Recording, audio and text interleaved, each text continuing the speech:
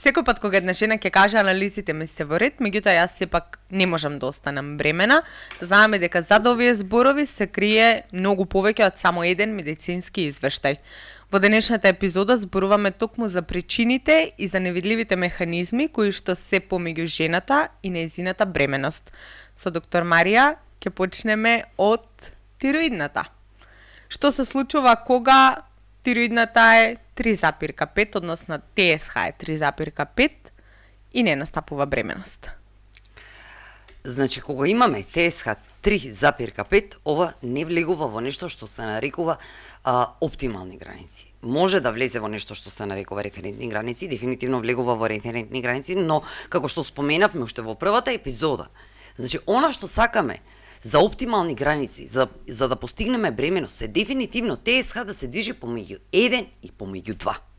Што значи дека кога имаме покачување на ТСХ, тогаш не може да настапи имплантација на самиот ембрион. Зошто се ова? Ајде да речеме зошто мора ТСХ да биде помеѓу 1 и помеѓу 2. Затоа што за да настапи самата имплантација, потребно е значи неколку фактори кои што се неопходни за да настапи самата имплантација да работат беспрекорно на некој начин, би рекла. И овде на сцена се оние три фактори кои што и би рекла три главни актери кои што настапуваат на сцена. Првиот е нешто што се нарекува HOXA10. Станува збор за еден ген кој што можете да си го замислите како архитект, кој што кажува на самиот ендометриум, значи да се приготви, значи да се задебели во доволна степен за да може и да стане доволно рецептивен за да може да се зафати самиот ембрион за него. На второ место е дефинитивно, значи, една молекула која што го спрема самиот ендометриум и му вели, ајде, готови сме, значи преми се, треба да бидеш спремен и да се претвориш во ткиво кое што ќе прима ембрион. И на трето место, значи, се така наречените интегрини, станува збор за еден вид на белковини, кои што сметајте ги како јадници лепенки на самиот ендометриум. Тие се оние кои што првите влегуваат во контакт со самиот ембрион и веднаш прават, значи, самиот ембрион да се залепи за самиот ендометриум. Но, кога имаме и минимално покачување на нивото на ТСХ, независно дали станува збор за HOXA10, независно дали станува збор за ЛИФ или за за втората молекула која што ја споменав, независно дали станува збор за самите интегрини, во овој случај доаѓа до нивна намалена активност, намален број, поради што самиот ендометриум не е подготвен, не е доволно леплив и станува клизгав, поради што не може да настапи самата имплантација. Пред малку, сите овие работи кои што ги споменав, во однос на сите фактори на кои што ТСХ влијае, не можат да бидат видени со обичен гинеколошки преглед. Значи, може навидум самиот ендометриум да изгледа доволно дебел и доволно подготвен, но не може да се види микроскопски, што значи не може да видиме ние колку интегрини имаме, не можеме да видиме биохемиски колку е спремен и колку е рецептивен самиот ендометриум, поради што многу често ваквите жени, значи, може да дојде и до оплодување на самата јајцеклетка, но нема да настапи имплантација, тие ќе добијат редовен менструален циклус без воопшто да знаат дека е настапило оплодување на самата јајцеклетка и ќе добијат редовен менструален циклус и воопшто, значи, нема да има никаква симптоматика. Јасно. Тука би сакала исто така да се надоврзам во однос на кога сме веќе кај проблемите со тироидната, значи како влијаат високите антитела на самиот фертилитет и на самата имплантација? Високите антитела, особено, значи, знаеме дека се високи кај лицата со Хашимото.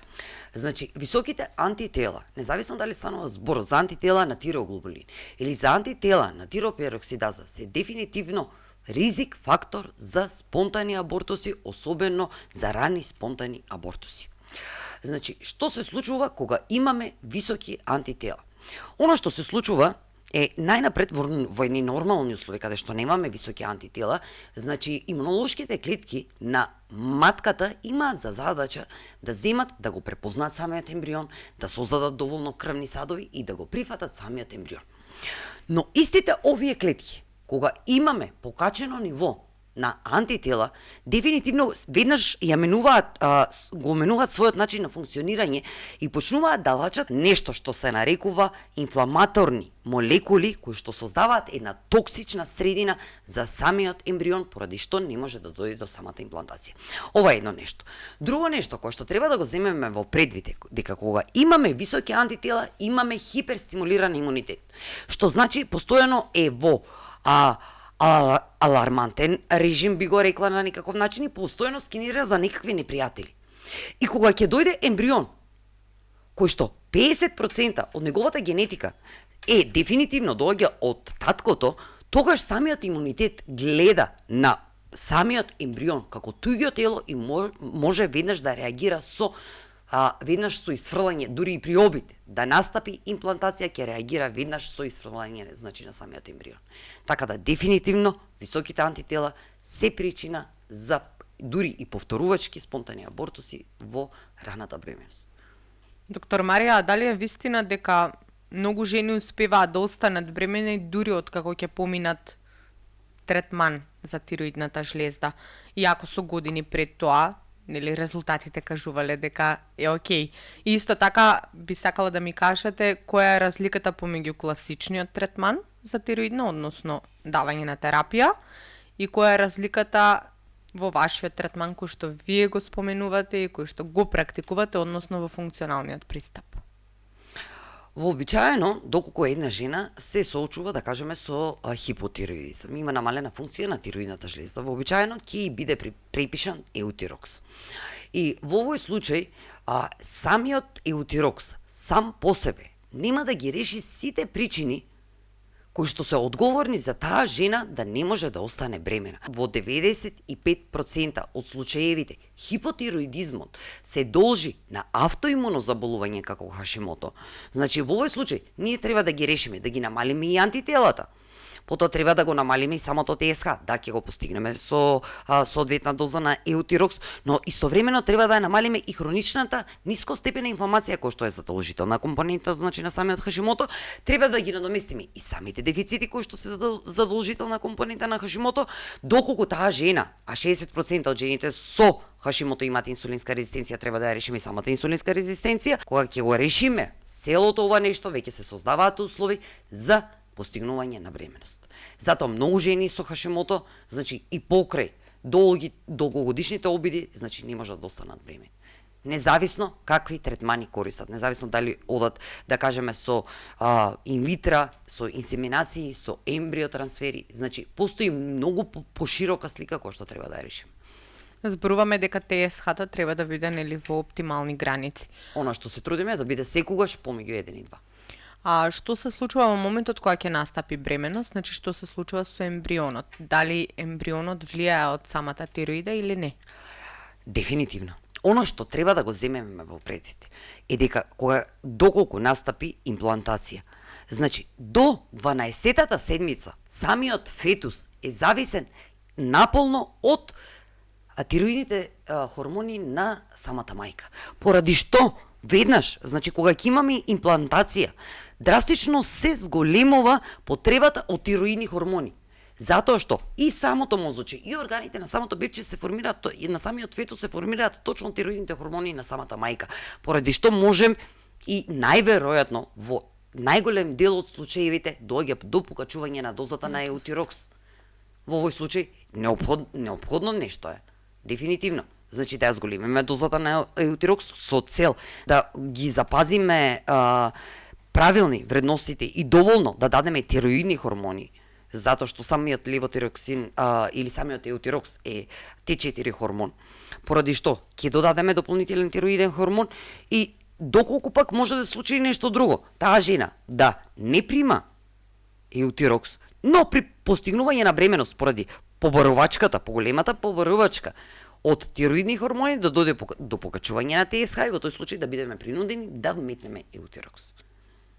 Дали тоа значи дека ТСХ како ТСХ или ајде да кажеме комплетниот тироиден панел треба всушност да се следи многу почесто во самата бременост или во првите 12 недели од бременоста? Кај мене, значи зборувам кај мене. Задолжително е сите пациентки со Хашимото кои што остануваат бремени задолжително го следиме нивото на ТСХ и доколку е потребно и на самите антитела, но особено на ТСХ го следиме, би рекла, најмногу на 2 седмици. Затоа што сакаме да ја прилагодиме максимално дозата за да го држиме ТСХ во оние оптимални граници. И одиме, значи, доколку видиме дека има изместување, и често има изместување, значи, ја прилагодуваме дозата во зависност од самата состојба и индивидуална состојба кај самата пациентка. Јасно. Да преминеме сега малку да поразговараме всушност малку за метаболизмот, за инсулинот и за јајниците. Каква е врската помеѓу инсулинската резистенција и фертилитетот? Голема. И би рекла дека е причина број 1 која што не се сваќа сериозно како причина кај нас во Македонија за тоа една жена да биде инфертилна. Многу често, оно што го гледам е една жена, значи има години неуспешни обиди за бременост, потоа може да мине на инсеминации, на инвитра, на ембриотрансфери, без никој да се насочи на решавање на незината инсулинска резистенција. Но она што можам, слободно да го изјаваме, дека се додека не ја решите инсулинската резистенција, можете да направите 10 инвитра, нито едно инвитро нема да биде успешно. Дефинитивно влијае на 3 места. Или би рекла на 3 механизми. Прво, влијае на квалитетот на самата јајцеклетка. Самиот инсулин оди во самата јајцеклетка, создава оксидативен стрес, што значи создава едни слободни радикали и ги оштетува самите јајцеклетки, поради што имаме неквалитетни јајцеклетки. И дури и да имаме овулација, овие клетки не се доволно квалитетни. Тоа е првото нешто. Второто нешто, создава на ниво на ендометриум инфламаторна средина, создава помала рецептивност на самиот ендометриум и дефинитивно влијае на сите оние фактори доколку се сеќавате на самиот почеток за кој што зборувавме каде што ТСХ влијае, значи од типот на Хокса 10, од типот на самите молекули, исто така влијае значи на нивната намалена активност. Поради што дефинитивно е голем фактор и дополнително влијае и на самата плацента. Што значи дека сите оние клетки кои што се одговорни за создавање на крвни садови на самата плацента, би рекла, и за создавање на крвните садови во самата плацента, многу побавно се создаваат. И дефинитивно се многу непоквалитетни. Кога имаме инсулинска резистенција, имаме микроскопско оштетување на самата плацента и дефинитивно имаме плитка имплантација која што многу често ќе резултира со или рани загуби во рана бременост, или ќе резултира со заостанување на развојот на самиот фетус, или ќе резултира со дополнителни компликации. Значи, тука можеме и да кажеме дека и самиот инсулин или самата инсулинска резистенција, како што рековте, влијае и на процесите на инвитро или инсеминација и слично. Факт е дека треба да се смири инсулинската резистенција. Доколку треба да се смири?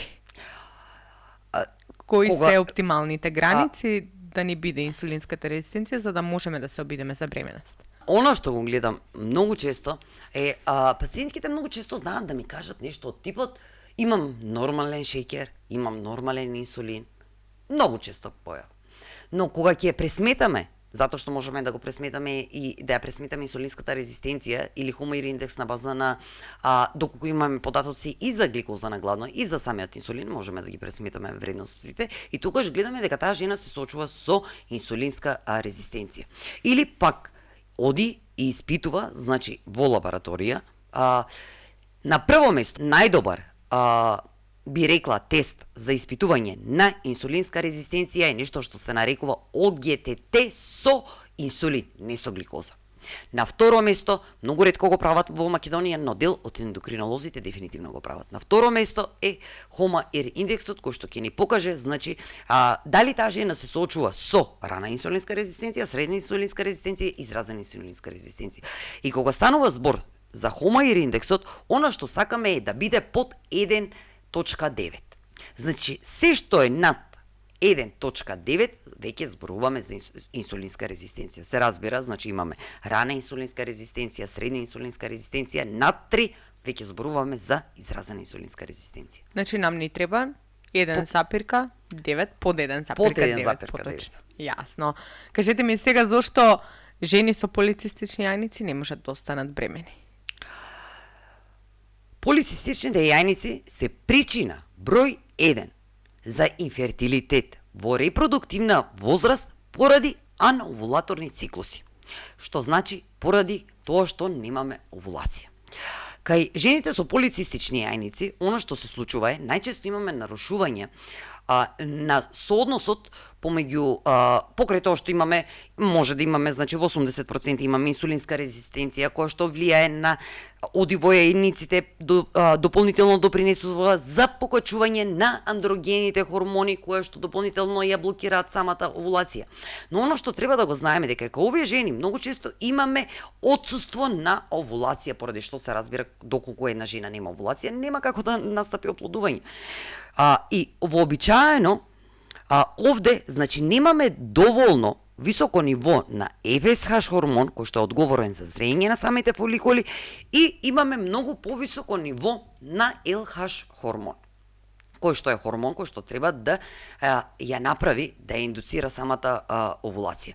И вообичаено кога ќе го видиме на хормонски статус, оно што ќе го видиме е дека LH е 2 пати, можеби и 3 пати повисок од FSH. Ова не е многу типичен маркер за самите полицистични јајници, што многу често се пренабрегнува меѓу другото, но ни е јасен знак дека дефинитивно треба да ги малку смениме сигналите во мозокот, затоа што веќе одиме на ниво на хипоталамус, хипофиза би рекла, може би јајници, може да биде тоа врска помеѓу хипоталамус, хипофиза и надбубрежни жлези, доколку станува збор за особено за лимписиоес, каде што стресот играе голема улога. Значи, така да дефинитивно треба да видиме за каков вид на полицистични јајници станува збор и во зависност од самиот вид, во зависност од тоа да ја третираме оваа особа. Јасно, во една или две од претходните епизоди спомнавте за мутации, за тромбофилија, сакам да ја отворам малку таа тема. А колку сериозно треба да се свати тромбофилијата како пречка за забременување? Сметам дека многу сериозно треба да се свати. Може би самата тромбофилија, изолирана сама по себе, може и на некаков начин, би рекла, толку да не бара претходна интервенција. Или, да кажеме, да може да мине со помалку компликации во текот на самата бременост.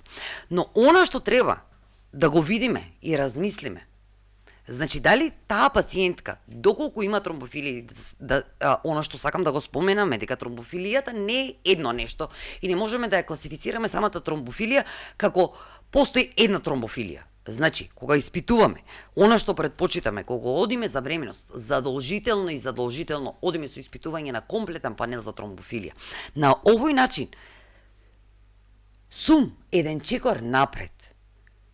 Затоа што, кога таа пациентка ќе ми остане бремена, знам што треба да биде преземено во тој случај. Дали веднаш треба, дали има потреба, да кажеме, дали се сочува евентуално само со МТХФР мутација каде што е потребно да додадам нешто од тип на метилфолат, метилкобаламин, евентуално активна B6 витамин форма, да речеме, може и рибофлавин да биде додадено, или имаме изразена тромбофилија каде што имаме потреба дефинитивно од би рекла дали ќе биде аспирин, дали ќе биде хепарин, значи многу зависи и од тоа дали самата жена кои комбинации на фактори ги има, дали е хетерозигот, дали е хомозигот, значи многу се факторите. Но многу често што е пропуштано е дали таа жена, затоа што генот како ген, сите ние имаме гени, но експресијата на дадени гени во голема степен ќе зависи од надворешните фактори. Што значи ово?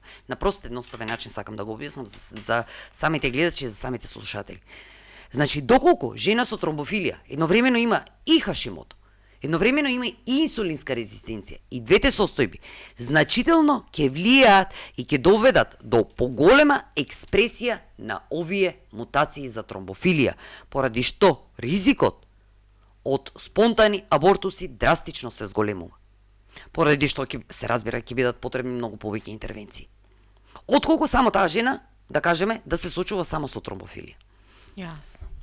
Зборувате ќе бидам чекор напред, кога таа пациентка ќе ми остане бремена, дали ќе сакате да им кажете на гледачите како всушност работите за жени кои што сакаат да останат бремени?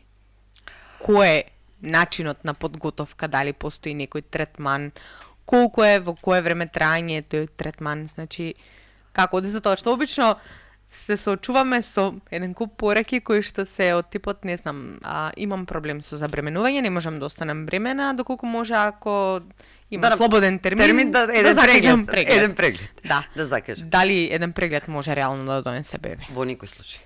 Во никој случај. Значи, она што сакаме е најнапред. Назначуваме на самата пациентка што е потребно да биде испитана. Зошто? Затоа што сакаме да ги дознаеме кои се сите причини кои што пречат на незиното завременување. Доколку пречат. Доколку имаме претходни резултати, исто ги земаме во предвид. Се разбира доколку не станува збор за стари резултати. Дали таа жена, каква е историјата на таа жена во текот на нејзиниот живот? Исто така ни дава многу важна информација. И кога ќе дојде пациентка и откако ќе бидат направени сите резултати, значи имаме првичен разговор, кој што реално е со време траење, дефинитивно, значи, би рекла час и половина, можеби 2 часа, каде што детално гледаме таа жена со што се соочува. Затоа што од тип на хронично недоспивање, од тип на хроничен стрес, од тип на рестриктивни диети, мене ми е важно кај една жена која што се труди да остане бремена, буквално сите фактори да ги видам во незиниот живот. На кој начин таа жена живее, на кој начин се храни, значи кои се сите пропратни здравствени проблеми кои што ги има. Дали имаме машки фактор, значи буквално каде што откако веќе ќе имаме една целосна и јасна представа за што станува збор, значи одиме кон подготовка на соодветна програма која што е со време траење, би рекла можеби 3 месеца, можеби 6 месеца, строго индивидуално, вообичаено оно што го кажувам на пациентките е секако на првичниот разговор. Горе-долу ќе ни биде потребно 6 до 7 месеца за да постигнеме бременност. Или доколку гледаме дека станува збор само за лесно подесување, веднаш кажувам на пациентката, јас не сметам дека повеќе од 2 месеца ќе ни бидат потребни за постигнување на бременност. Се зависи од тоа, значи, кои се причините за таа пациентка да не може да остане бремена. Пошто ја изготвуваме програмата која што главно е составена од не само исхрана, би рекла, но дефинитивно од терапија, дополнително од одредени навики на кои што многу држам да бидат воведени, затоа што едно тело за да може да создаде услови за бременост, мора да исполнува некои критериуми, ако треба да се изразам на некаков начин. Така да дефинитивно многу држам на воведување на некои навики. Значи одите со индивидуален пристап, каде што одблизу ги следиме сите менструални циклуси, како се движат, би рекла самата базална температура, отпрв ден на менструален циклус, кога имаме позитивни тестови за овулација, потоа, значи фоликуларна фаза, тестови за овулација, волутеална фаза, што се случува, дали доаѓа до покачување на температурата. И покрај тоа што базалната температура представува релативно многу стар метод, и можебе користена, би рекла, пред 20 години, пред 30 години, кога мојата мајка е била бремена со мене. Таа базална температура мене може да ми каже многу. Може да ми каже дали таа жена е стресирана. Може да ми каже дали тиреоидната не ги работи во полн капацитет, каде што ќе видам ниска температура, особено во лутеална фаза. Значи, или ќе видам од типот на зигзаг, кој што ќе ми покаже дефинитивно дека таа жена се соочува со хроничен стрес. Значи, ќе видам дали има инфламација од една базална температура, така што за мене базалната температура представува голем диагностички, би рекла, маркер кога одиме за бременост. И се разбира, значи, многу често оно што може да се случи од тип на тестови за овулација да дадат фалшиво позитивен тест за овулација. Секогаш сакаме да го потврдиме и со базалната температура, во дадени случаи ги испраќам самите пациентки на фоликулометрија за да се потврди самата овулација, да видиме дали барем на самиот преглед дали имаме добар ендометриум и сите останати работи кои што ни се неопходни, доколку е потребно, значи одиме со испитување и на прогестерон во лутеална фаза, каде што сакаме да видиме дали станува збор за квалитетна овулација. Значи работиме многу одблизу кога станува збор за постигнување на бременност. И се земаат, верувам, сите фактори кои што се тука. Буквално сите фактори. Јасно. Да се навратиме на причините за инфертилитет. Би сакала да купнеме малце во темата воспаленија, црева и имунитет. Многу често жените се соочуваат со воспаленија, имаат инфекции или евентуално нарушен микробиом, колку ова реално влијае врз самиот фертилитет и врз самата имплантација. Дефинитивно влијае, затоа што, значи, кога имаме, макар што, оно што го гледам кај нас е, да, правим, многу често жената ќе направи брис и вообичаено ќе се испитаат некои патогени микроорганизми и многу често ќе видиме дека бризевите се чисти. Но што во реалност се случува? Значи, самата матка има свој микробиом. И овде главно преовладуваат, значи, видовите на, би рекла, на бактерии кои што се нарекуваат лактобацили, особено го сакаме лактобацилус креспатус. Значи, ова не е најмокниот, би рекла, на некаков начин.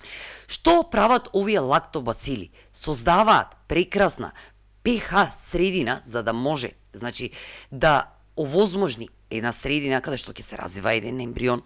Од друга страна, со создавањето на оваа pH средина, значи овозможуваат да не дојде до развивање на патогени микроорганизми и на тој начин дозволуваат на самиот сперматозоид, значи, или на веќе оплодената јајцеклетка, како треба да речеме, да си влезе и да си се имплантира, значи, слободно. Но што се случува кога немаме доволно, а многу често среќавано, кога немаме доволно лактобацили во самата матка? Доаѓа до пораст на лоши бактерии од типот на дали ќе биде микоплазма, дали ќе биде шерихија коли, дали ќе биде превотела, дали ќе биде гарднерела, кои што ќе направат една токсична средина и нема да дозволат да дојде до имплантација на самиот ендометриум. Така да, дефинитивно инфекциите влијаат на тоа да не дојде до имплантација, но она што не го гледаме и не обрнуваме внимание колку лактобацили имаме. Како можеме да го сколемиме бројот на лактобацили? Се разбира, во овој случај одиме со суплементација. Можете ли да препорачате одредена суплементација која што би ни била од корист? Би сакале главно да бидат, значи, комбинација од лактобацили. Од лактобацили во некој случај, значи, вклучуваме и бифидобактерии, но лактобацилите се масовно она што се користат. Сега она што го препорачуваме дефинитивно, значи, дали ќе биде пробиотик 10, дали ќе биде цитофилус 4 по 6, значи, главно го препорачувам, затоа што како орален, зборуваме како орален пробиотик кој што сакаме да ја надомести и цревната микрофлора едновремено, но едновремено да ја модулира и самата флора на самата матка. Што се случува кога една жена е премногу под стрес? Дали стресот влијае на забременување? Дефинитивно, стресот влијае на забременување. Слободно, значи, е нешто што можеби го имам изјавено пред тоа, не знам, значи, но причина за мојот инфертилитет беше хроничен стрес. Што се случува кога телото е под хроничен стрес? Значи, по правило, акутниот стрес не е ништо лошо. Или акутен кортизол, лачење. Но кога вие сте хронично стресирани, се случуваат неколку работи.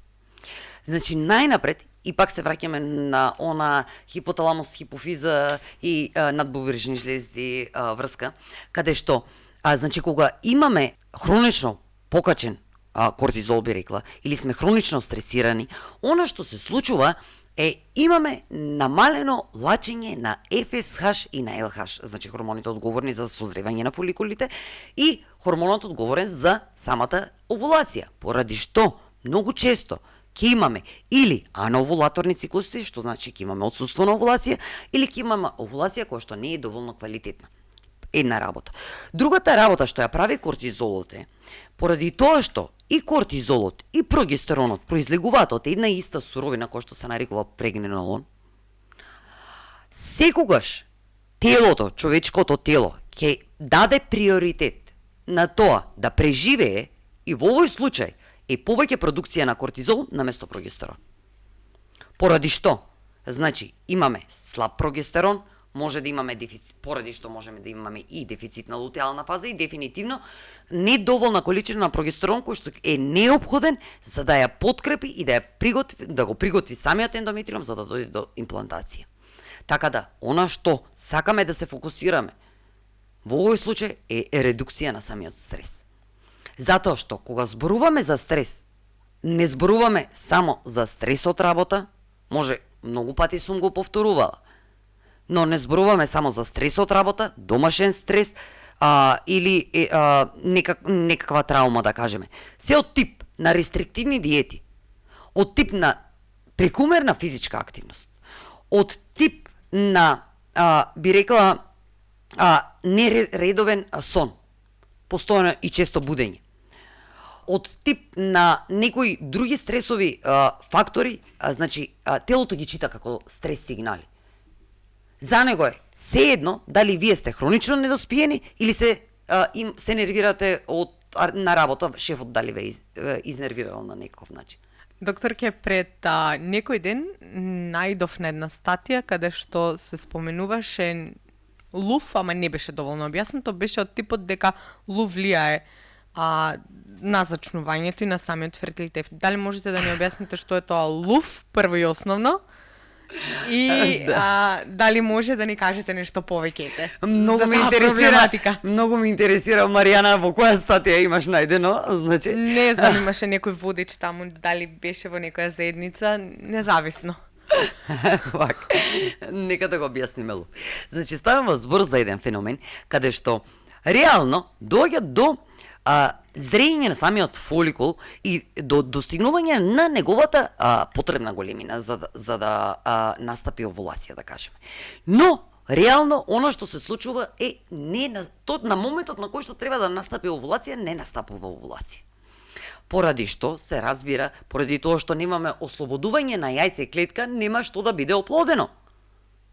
Но овие жени имаат сосема редовни менструални циклуси, меѓу другото, ќе имаме и имитирање на лутеалната фаза, каде што ќе имаме покачување на прогестерон, кое што со себе ќе си води покачување на самата базална температура и навидум се ќе изгледа совршено, а всушност ние немаме јајце клетка која што треба да биде оплоден. Така да станува збор за феномен кој што зошто се случува. Ако треба да се запрашаме зошто се случува, може да биде поради хроничен стрес, може да биде поради користење на нестероидни антиинфламаторни лекови, особено во периодот на самата овулација кога треба да се случи. Може да биде поради автоимунен процес на Хашимото, може да биде поради полицистични јајници, може да биде поради инсулинска резистенција, значи се овие фактори кои што можат да придонесат до тоа да имаме феномен од типот на лув. Како можеме да го детектираме тој феномен? Вообичаено, во овој случај, доколку се посомнувам, доколку гледам дека на хартија веќе се ми е под конец, ако треба да се изразам на некаков начин, тогаш може да ја препратам самата пациентка да направи неколкукратни прегледи, гинеколошки прегледи, каде што сакаме да видиме, значи точно пред овулација, дали потоа откако веќе имаме пик, значи LH пик, кој што ни покажува дека ќе настапи овулација, ден-два после тоа пак да испратиме на гинеколог за да видиме дали е дошло до пукање на самата јајце клетка, дали имаме слободна течност во нешто што се нарекува кавум Дагласи и се разбира, значи потоа исто ќе го потврдиме и преку самата лутеална фаза, може со испитување на прогестерон, да кажеме, во лутеална фаза. Но вообичаено е со неколкукратни гинеколошки прегледи. Јасно. Докторке, сега би сакала малку да разгледаме неколку сценарија кои што се така интересни, да го чуеме вашето мислење. Прво сценарио. Доаѓа пациентка која што се храни здраво, вежба 7 дена во неделата, а сепак не може да остане бремена. Што може да биде проблемот тука? Вежбање во теретана, значи до препотување буквално. Форсирано вежбање. Форсирано вежбање, да. Затоа што помеѓу физичка активност и физичка активност има голема разлика. Значи, доколку се сеќавате пред малку, една од работите за која што споменав е дефинитивно значи дека самата физичка активност, доколку е прекумерна, може да биде прецепирана од страна на нашето тело како хроничен стрес, поради што самото тело да не се чувствува доволно безбедно за да создаде нов живот. Значи, во овој случај, оваа пациентка или треба да и се намали прекумерната физичка активност, ова е првото нешто. Второто нешто е, што значи се храни здраво? Да се храни здраво и да се храни соодветно се две различни работи. Често пати се храни здраво, се извинувам што ја прекинувам, се храни здраво, например, на сабајле јаде овошје, пие чашац еден сок од портокал, или евентуално во најдобар случај не доручкува, значи се фокусира само на ручекот, во кој што ќе вметне нели многу растителни влакна, протеини, така натаму, така што здраво хранење тоа, од тој аспект. Дали тоа е здраво хранење? Точно за тоа, значи, кога зборуваме за еден од најчестите проблеми во нашето општество, Маријана, е точно тоа. Сметање дека здраво хранење, особено кај хронични проблематики, од тип да појадуваш овошје на празен стомак, или евентуално да избегнуваш појадок, или евентуално да пиеш 7 сок од портокал кој што реално содржи 4 лажици шеќер, значи подобро, добро да имаме и неколку витамини, растителните влакна секако се тргнати од цедениот сок. Значи за жал многу погрешно прифатена перцепција во нашето општество, би рекла. Да, ама секогаш ќе се најде барем еден што ќе каже цел живот јадам овоше на сабајли сум супер, подобро не сум се чувствувала. Да, но никој не ја зема здравствената состојба на тој што го пишува тоа нешто. Може станува, пример кажувам, може станува збор за жена која што е 60 годишна. Земам за пример. Затоа што кажува цел живот се хранам, така и немам никаков проблем. 60 годишна, каде што имаме да не заборавиме дека храната пред 50 и 60 години не беше ултрапроцесирана и глутенот не беше инфламаторен во степен каков што е сега, каде што и не на секоја инфекција се даваше антибиотик, каде што таа жена има многу здрав микробиом и многу здрава основа уште во првите 20 години, 30 години. Значи тоа е едната причина. Да. Втората причина е таа жена можеби не се сочува со никаков здравствен проблем. И во тој случај, и доколку особено е физички активна, веднаш на сабајле, можеби во моментот би рекла не чувствува никаков проблем. Тоа не значи дека со текот на годините, поради опаѓање на дадени хормони, можеме да видиме дека таа жена нема да ја даде истата изјава после 5 години, нешто за кое што гарантирам дека ќе се случи. Но треба да го земеме во предвид, значи дефинитивно многу е различно да бидеш 20-30 годишна девојка која што страда со хронични состојби кога збориме за инфертилитет, или кога каква и да е проблематиката, и за некоја жена која што е 60 годишна, 70 годишна, која што или некоја бабичка која што си јаде се од се помалку, вообичаено е тоа од се помалку. Да, но таа жена е главно била 40 години, значи со храна која што во никој случај не е била од маркет, не е била ултрапроцесирана, не внесувала инфламаторни масла и дополнителни работи кои што ќе навредат на низиното здравје, поради што веќе има една здрава основа. Јасно. Доаѓа второ сценарио. Доаѓа пациентка која што има хронично низок феритин и сака да остане бремена. Може ли да остане бремена со низок феритин? Кај мене, значи минимум е 40 феритин. Значи, она што го целиме е оптимални нива на феритин, и пак ќе кажам, иако ќе го видите дека феритинот во референтни граници може да влегува помеѓу, би рекла, зависно од лабораториите, помеѓу 25 можеби и 60, би рекла и 70. Она што го сакам за феритин, во идеалниот случај е 60, 70, минимум 40. Кажете ми, што мислите за додатоци од типот на миоиноситол или коензим Q10? Прекрасни се. Кај жени со проблеми со овулација. Прекрасни се, пак би рекла. Значи, ако земеме еден миоиноситол, ја подобрува самата овулација, но пак ќе кажам, не може самиот суплемент да ја надомести вашата несоодветна исхрана. Но знаат да бидат страшно полезни и да бидат страшно оружје, би рекла, кога ќе бидат комбинирани со навики и со исхрана. Миоиноситолот ја подобрува инсулинската резистенција, ја подобрува самата овулација и дефинитивно ја препорачува. За кој друго спомнува Марија? Коензим Q10. Коензим 10. Значи, исто така го препорачувам поради тоа што Во овој случај го намалува оксидативниот стрес и дефинитивно го подобрува квалитетот на јајцеклетките. Така да постојат многу, би рекла, додатоци кои што се научно докажани веќе дека помагаат како и за подобрување на квалитетот на самите јајцеклетки, така и за подобрување, би рекла, и на самиот ендометриум.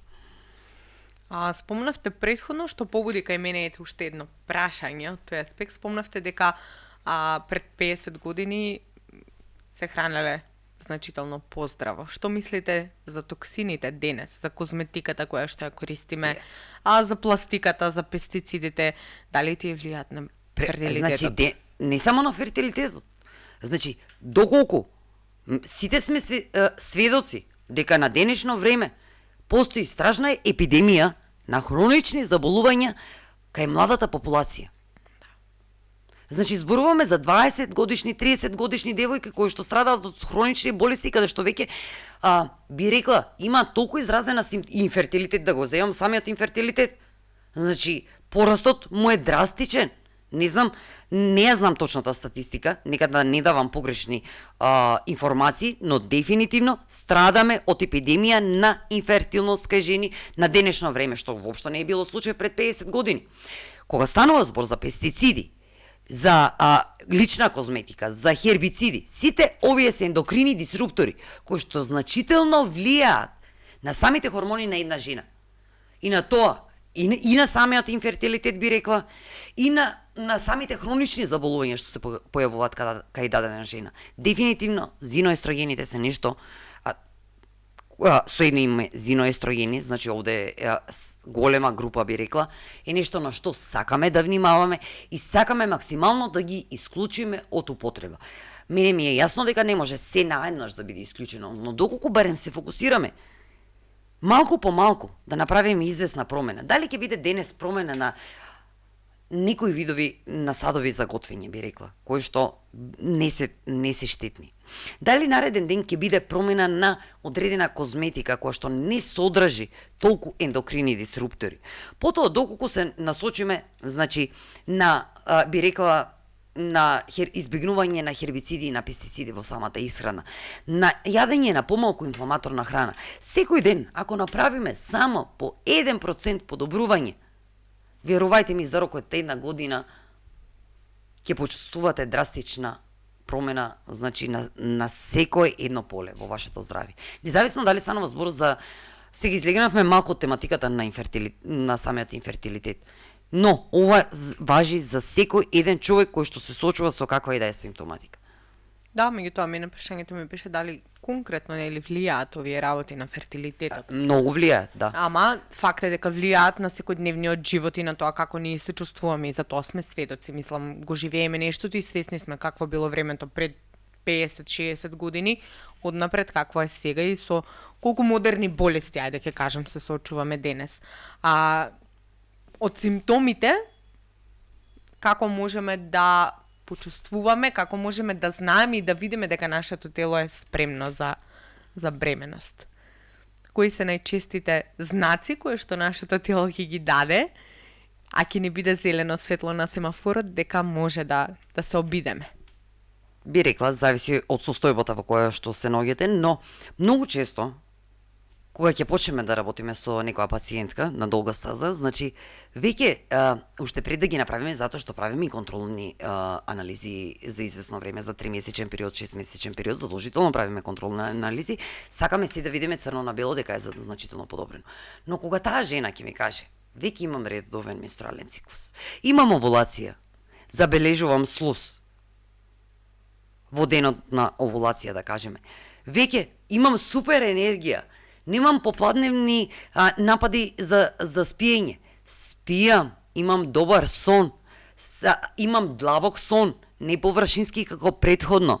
Се хранам добро, се чувствувам прекрасно, имам повеќе елан, имам повеќе енергија. Се овие знаци кои што нашето тело ги испраќа дека веќе, значи, таа жена е доволно, би рекла, спремна на некаков начин за преми живот, да преми живот. И кога ќе го видиме кога ќе видам дека дефинитивно нивото на стрес е редуцирано, од самата жена се гледа, значи, од нениот начин на реакција од нейниот претходно станува збор за многу понервозна жена која што ќе реагира на сите можни ситуации, особено кон менструален циклус, изразен предменструален циклус, болни менструации, кога ќе видиме дека се тоа едно по едно си влегува во ред, веќе знаеме дека работите одат во правилна насока. Спомнавте дека правите контролни испитувања за да се видат работите. Сакам, ако може да им појасните на нашите гледачи како се прави хормонскиот статус и кои хормони треба да се прават на трети ден, кои хормони се независно од кој ден, дали тоа има врска кога барате хормонски статус од некоја пациентка? Има врска. Некои хормони дефинитивно, значи сакам да ги видам на трети ден од менструален циклус. Се разбира, знам многу често да побарам и во лутеална фаза хормони. Но она што би го кажала дека од тип на испитување на комплетен тироиден статус да земеме. Дали ќе биде ТСХ, слободен Т4, слободен Т3, антитела на тиропероксидаз и антитела на тироглобулин. Ова е за мене комплетен тироиден статус. Независно од кој да е ден на менструален циклус. Може да се испита, она што го предпочитам е да биде испитан во раните утрински часови, затоа што тип и претходно да бидете спиени. Значи затоа што и не да одите да ги испитувате доколку сте болни, да кажеме, затоа што тип на инфекција може да влијае на ниво на ТСХ, да кажеме. Од тип на недоспиеност исто така може да влијае, од тип на исхрана исто така може да влијае. Значи сакате во еден нормален ден каде што сте се наспали да отидете на гладно да испитате комплетен тироиден панел. Од тип на дополнителни, поради тоа што се многу често среќавани дефицити, а јас постојано ги барам, од тип на витамин D, витамин B12 и феритин, исто така можете да ги испитате секој ден, независно од менструален циклус. Дел од хормоните, предпоставувам инсулинот, кортизолот, значи исто така. Инсулинот, кортизолот, хомоер индекс за инсулинска резистенција, се независни од трети ден на менструален циклус. Независни се и андрогените хормони од трети ден на менструален циклус, од типот на тестостерон, од типот на естрадиол. Андрогени, зборуваме за андрогени. Значи од тип на тестостерон, од тип на андростендион или евентуално ДХС, значи исто не се зависи од самиот менструален циклус, но оно што го правиме вообичаено кога го испитуваме хормонски статус, не ја тераме самата пациентка да се боска по 10 пати, но во трети ден на менструален циклус ги испитуваме буквално сите хормони, вклучително и фоликулостимулирачки хормон или ФСХ, лутeinизирачки хормон или ЛХ, потоа бараме пролактин, затоа што во дадени случаи зголеменото ниво на пролактин може да биде причина за отсуство на овулација, отсуство на менструални циклуси, што стои зад позадината на тоа нешто е сосема друго прашање. Но сакаме да видиме и ниво на естроген, сакаме да видиме ниво на прогестерон, сакаме да ги видиме андрогените хормони како што ги споменав. И во голема степен, значи овде може евентуално доколку претходно не ги има испитано од тип на кортизол, од тип на инсулин, значи да ги вметнеме и овде да ги испитаме. Докторке, за крај, ако треба да ја срушите најголемата лага што ја слушаат жените кои што се обидуваат за бременост, која би била таа? Како што и пред тоа кажав, Маријана.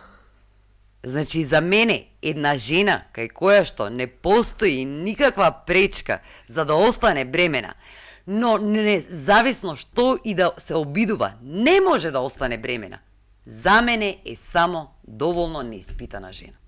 Благодарам, докторке. Ако оваа епизода ви отвори нови хоризонти, тогаш треба да запомните едно нешто. Вашето тело не работи против вас, туку треба едноставно да промените некои навики за да го натерате да работи за вас. Ова беше третата епизода од подкастот Под површината со доктор Марија. Доколку се обидувате за бременост и доколку се соочувате со инфертилитет, слободно можете да ја пополните апликацијата за 1 на 1 работа со доктор Марија, која што се наоѓа во описот на видеото. Се гледаме во следната епизода.